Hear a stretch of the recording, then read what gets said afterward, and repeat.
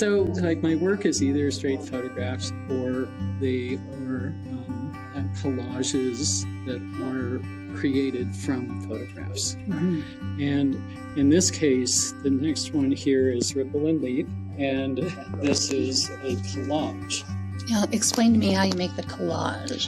This collage is one photograph repeated 4 times. That's the simple one. It's a visually very complex, but it's a very simple technique.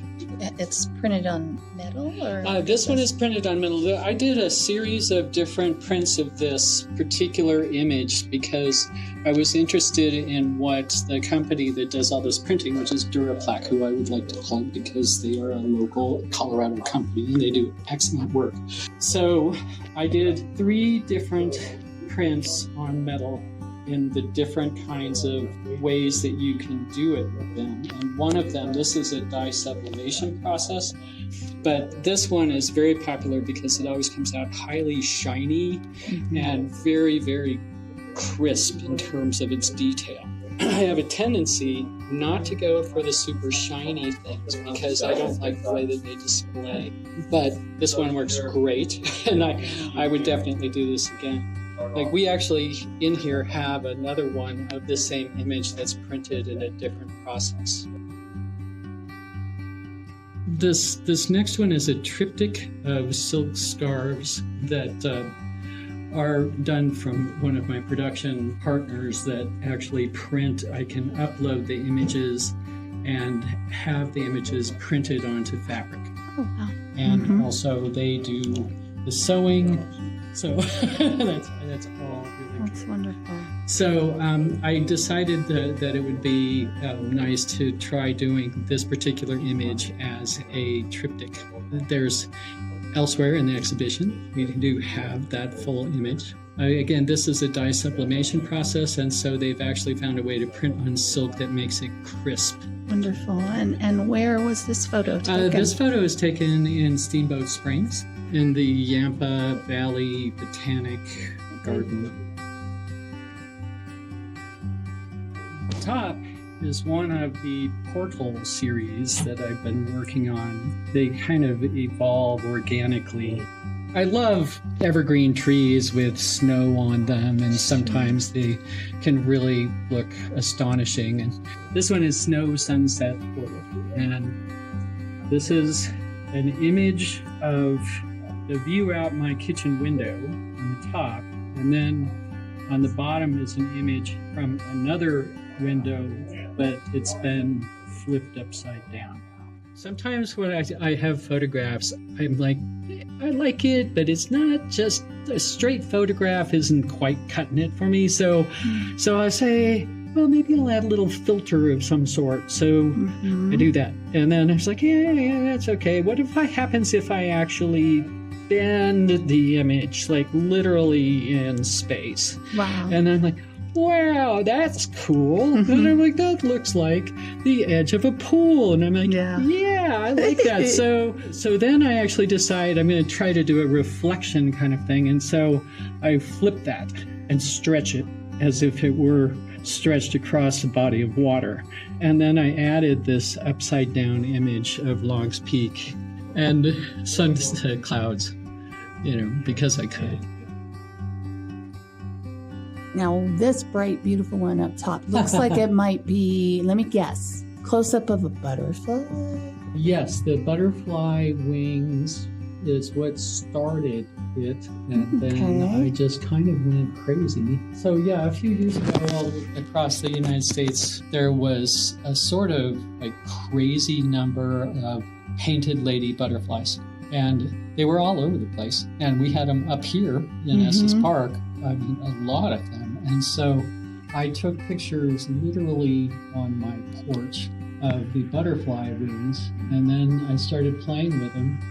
And then I call this galaxy because, okay, so if I just needed some form, some shapes, and so then I actually started playing with what I could do with making them look spherical.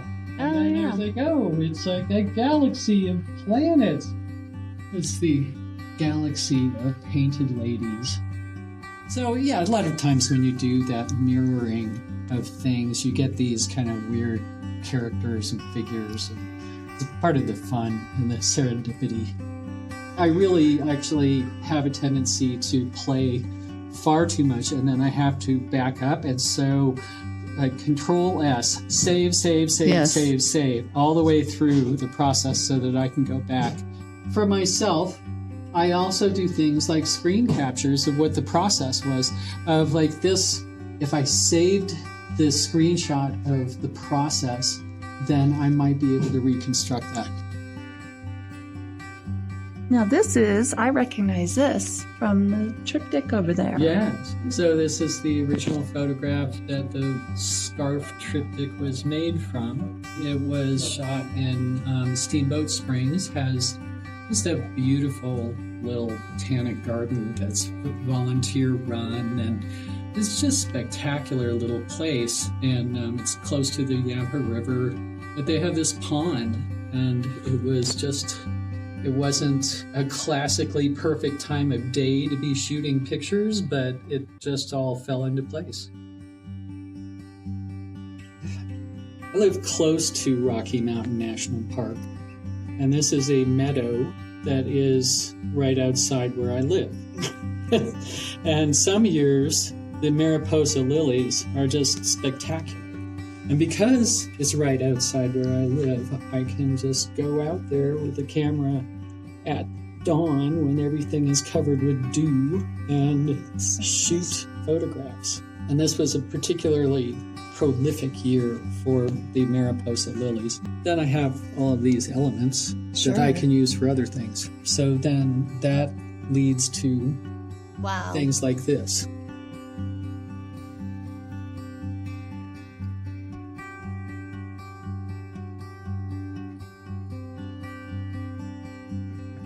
Now, this one I'm very fascinated with. Tell me about this guy. One actually, it's a grass garden. The autumn portal. Yes.